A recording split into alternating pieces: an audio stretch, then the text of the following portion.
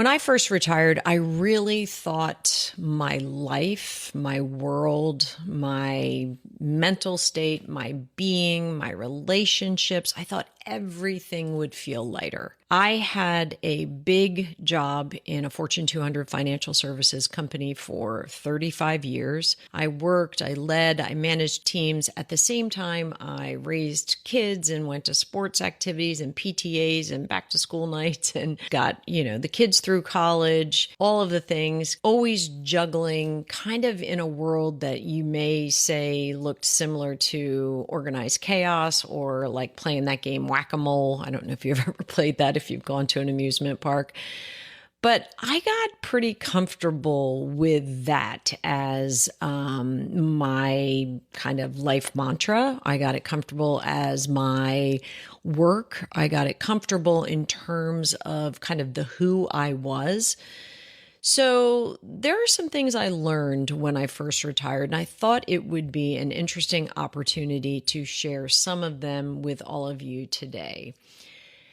This is my first video back since we lost our son Markham 2 weeks ago, and I'm going to do my very best to stay on track, although my mind still wanders quite a bit because of the loss.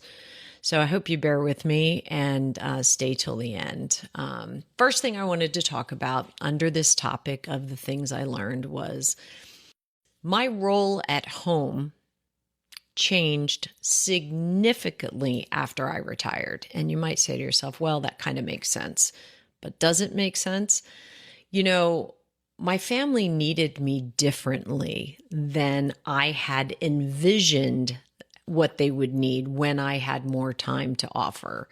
There were fewer daily responsibilities, but there were a lot more large responsibilities, big life change responsibilities that Mark and I had to deal with, that we had to talk about, that we had to come to terms with, that during my career, I felt like I could kind of sweep them under the table, like things about the house that needed to be done, or things about entertaining that we could throw together on the fly, which actually now took more time. Caregiving became a different type of caregiving. So this role that I had envisioned at home, being the retired matriarch, was not all that it had cracked up to be for me. My household rhythm wasn't as I thought it would be. I envisioned myself getting up in the morning and going to the gym or a yoga class, getting a nice steamy cup of coffee and sitting out on my porch as I read or journaled. And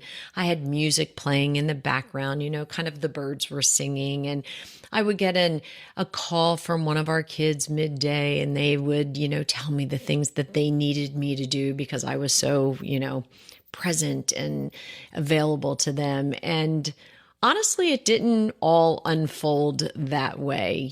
I found that I was home in my environment under this idea of, my house and my home felt different.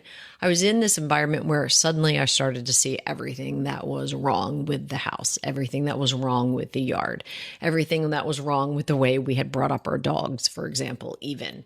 That I was able to not really notice as much of. And I started in that first year kind of becoming the ultimate doer again, the ultimate whack-a-mole, the ultimate organized chaos that I was creating for myself, which was definitely not relaxing.